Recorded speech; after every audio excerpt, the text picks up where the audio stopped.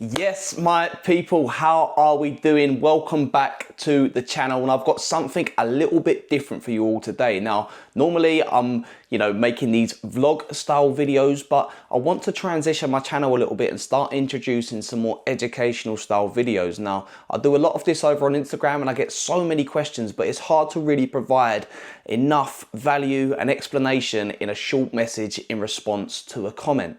So I'm deciding now to transition to more of these educational style videos. Don't worry, the vlogs will still be coming thick and fast. The race day vlogs will be coming. Those sorts of things will not be going anywhere. But I want to make sure that I'm providing so much value that, you're getting an insight into what really fuels and what really powers, my performance and what I'm doing whilst I'm working with my clients. So without any further ado, I want to start today's topic by talking about HYROX. It's a really, really hot topic at the moment. I get so many questions about it, not only on fueling, but also on training, what I'm doing to, prepare for these sorts of events. So today, excuse me, I've got my notes here. So if you see me looking this way, that's because I've made a few notes just to make sure I'm covering all the points I want to. I just want to focus on the 5 things that I feel that beginners must know before they race their first HYROX, because whilst HYROX has experienced a massive growth over recent years and recent months, especially, since I started, which was about a year ago, there's still a lot of people that are new to the sport. So I'm getting a lot of questions from people perhaps transitioning from running or, using it as a vehicle to perhaps lose weight or just get healthier, which is something that I tend to work with a lot of my clients on. So the sort of overlap is really quite prominent. So today, as I say, the 5 things that you must know before starting your first HYROX, and without any further ado, let's get stuck into point number 1, which is practicing the movements under fatigue. Now, first and foremost, you're going to want to practice the movements. That's natural, that's pretty obvious. I thought it would be, pretty undermining somewhat to make that as a point on its own. But people will go in and practice these movements whilst they're fresh. But what you really want to do is try to emulate that race day as much as possible, especially as you build up to your first race. You want to make sure that, you've practiced the movements, you know how it feels, because at the end of the day, whilst these movements are not particularly technical, they are still skills and they do still need practice. Once you've practiced the skills, it's important to, as I say, start to introduce some work under fatigue. So on race day, you're not going to go into the sled push. You're not going to go into the burpees. You're not going to go into any of the stations without having run a kilometre beforehand. That naturally introduces some fatigue. So some sessions that you might want to try is, rather than incorporating, the full 1 kilometre run, you might do a 500 metre run, follow it up with a station, another 500 metre run and another station. As an example, something very, very basic and low level, but practicing under fatigue is essential just to emulate that race day experience. That is point number 1. Point number 2 is having a pacing strategy. Now, for your very first HYROX, I don't think it's ever going to be easy. Now, obviously you only have one first HYROX, so it's hard to speak too much from experience. I know for myself, I did a doubles first, and, going in a little bit blind, probably didn't really have somewhat of a race strategy. So sort of made it up as we went out there and went along. And the same was for my first solo race. But, there's so much information out there that sort of alludes to the fact that you need some sort of pace strategy. Now, what can you do to establish what your race pace is? If you run a half marathon, whatever your pace was for your half marathon PB, I recommend adding 10 to 20 seconds on top of that 1 kilometre split. So for example, if you raced I've got to do the maths now, which is going to be pretty complex. So let's say a 1:25 half marathon is your PB. I'll do that because, that's my own PB, or roughly I've got a 1:23, and I know that that's approximately a 4 minute kilometre. So I would add 10 to 20 seconds on top of that. So my race pace for HYROX would be 4:10 to 4:20 per kilometre. Then on the stations, you can use something like RPE, so rate of perceived exertion, so how hard you feel it. So you can set a mental sort of metric in your head. So if that's, out of 10, you say, okay, I don't want to exceed a 7 out of 10 on the first 4 stations, which were obviously ski, sled push, sled pull, and burpees. Obviously, at the back end of the race, things are naturally going to get tougher, so you might experience a higher rate of perceived exertion later in the race. But if you use that metric of around a 7 or maybe a 7.5 and 8 at the start of the race, you really can start to formulate a race day, race pace strategy. So for example, if you're pulling that sled pull and you start to almost blow up and notice that you're struggling, you can drop the rope, take somewhat of a breather, or just slow down a bit to keep it around that 7. So that's a really good sort of start point to make a race day strategy. And that's point number 2. Point number 3, and this is where I sort of, specialize, obviously. If you've watched my stuff before, I'm a nutritionist by trade. So this is where, I tend to have the most knowledge to bestow. But practicing your race day fueling strategy is essential. Now, I recently in Barcelona didn't take heed of my own advice, and I failed to practice my race day strategy, or rather I practiced my race day strategy but deviated from it on race day, and I paid the price during my race. And that was really a reminder to me that it's so important to practice what you preach first and foremost, but practice and execute your race day strategy. You don't want to be trying any new foods on race day.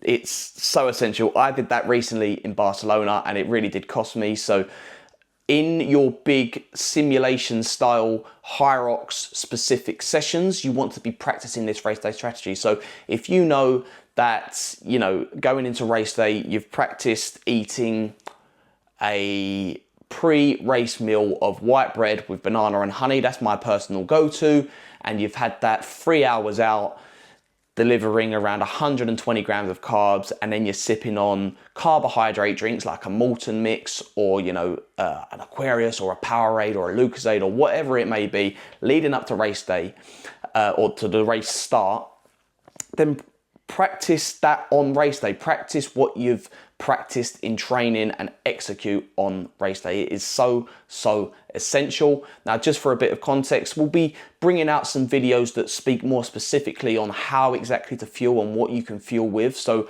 I won't go into too much depth or detail now, but on race day itself, you're going to be wanting to look for 2 to 4 grams per kilogram of body weight of carbohydrates. So for me, that looks like the white bread, banana and honey that I spoke about, and then just sipping on some drinks so I'm not bloating myself too much as I lead up to race day. Hydration is obviously also essential and something that you should be practicing with a solid electrolyte profile. But again, I won't go into too much detail here because I'll be explaining that in future videos. So stay tuned, make sure you subscribe and stick around for that, which is going to be coming very soon. That was obviously point number 3. And point number 4, and this is something that is so easy to overlook, and you're, so busy worrying about how the day is going to go, whether you're prepared, how, certain stations are going to fill it. You actually forget to assess the race layout, the course details. So knowing how many laps you're going to be doing, where the first station is, the ski, how big the rock zone is, all these sorts of things are essential to know before you go out there and race, because it's so easy to get lost out there and overwhelmed. So making sure that you're paying attention, you're reading, the race course, you're speaking to people around you if you're unsure, is really important to avoid any sort of, lapses in concentration, because I know from experience when you're out there. So a little side note, a little story. When I did my first ever HYROX, I did the doubles. And I was really trying to concentrate and pay attention to where I was going as I came into the rock zone, how many laps I was doing, counting as I was going round. But naturally, as you tire and get towards the end of the HYROX, with a lack of oxygen going to the brain, it's easy to lose concentration and switch off because you're just focusing on trying to survive, basically. And I came into the rock zone off the back of the final run, and I went the complete wrong way. My partner went the other way. He shouted me, he said, "Where you going?" I had to turn around and go back the other way. And that is killer. That is absolutely killer for your psyche when you go the wrong way and you have to pick yourself back up, turn around and go again. So paying attention, knowing where you're going is really important, and making sure it's ingrained in the mind before you go out there. Okay, point number 5, and the final point, it's just something that's, again, really important to touch on, is no new equipment, no new running shoes, no new shiny object syndrome before you go out there. especially if you go into like the expo or you're surrounding yourself in the, you know, the HYROX shop, which is at every event now. And you see the new pair of Puma Deviates or the new race vest or whatever it may be. It's so easy to pick that up, put on the new shoes, go out there and race. But if you've not practiced it in training, don't practice it on race day. It's just not worth the risk. Not something that I've done personally because I experienced that issue previously with running. So I've learned, you know, from other sports that it's just not the best way to go. But certainly don't apply it to your HYROX either, where there's even more variables and more nuance that can potentially go wrong for you. So yeah, make sure you're practicing with the equipment that you plan to use on race day. Another point that I should add to that is you don't really want to be wearing anything that's cotton. You want light fitting, dry fit sort of nylon material. So previously I have worn a cotton t-shirt whilst running, and obviously there's a big sort of stigma and joke around HYROX about people taking their shirts off. But if you've got a nice lightweight vest or something like that, there's no need to really, because it's sweat wicking and you can sort of not have to worry. But I did wear a cotton t-shirt once and it is not great. It ends up weighing you down and it becomes heavy and stuffy and it's not very nice. So just another little, so I suppose, bonus tip off the back of that final 0.5 there. But no, that is it for the first sort of educational style video, as I mentioned. If you did like this, please let me know and drop me some feedback in the comments down below. I'd really appreciate getting to know what you think of this sort of style of video. There'll be loads more coming. Obviously nutrition is my forte, as I mentioned, so loads of nutrition style content. I'm big into HYROX at the minute, so expect a lot of HYROX style content. I also love my running, so, you know, a lot of running content, gym content, all that sort of thing. If there's anything specific that you do really want to see, make sure you drop that in the comments down below. But other than that, thank you all very much for watching. I know, you know, me talking and blurting to the camera might have bored you a little bit, so let me know what you thought of that as well. I try to be as engaging as possible, but I'd really appreciate it if you could like, comment and subscribe, because it really helps me sort of decipher what's working well and what's not, and making sure that I'm providing as much value for you as possible. If you're interested in some, you know, nutrition coaching, some health coaching, fitness coaching around HYROX, I actually, you know, work with people who are perhaps looking to get into their first sort of endurance event and using that as a goal to strive towards. Perhaps it's a vehicle for losing weight or just getting healthier, or perhaps you're just looking to, you know, become more competitive in HYROX or running or endurance or whatever it may be. I've actually got a link down in the description, you know, so if you're interested, go and check it out. I'm always happy to talk. So go and check that out. As I say, I'd really, you know, appreciate that as well.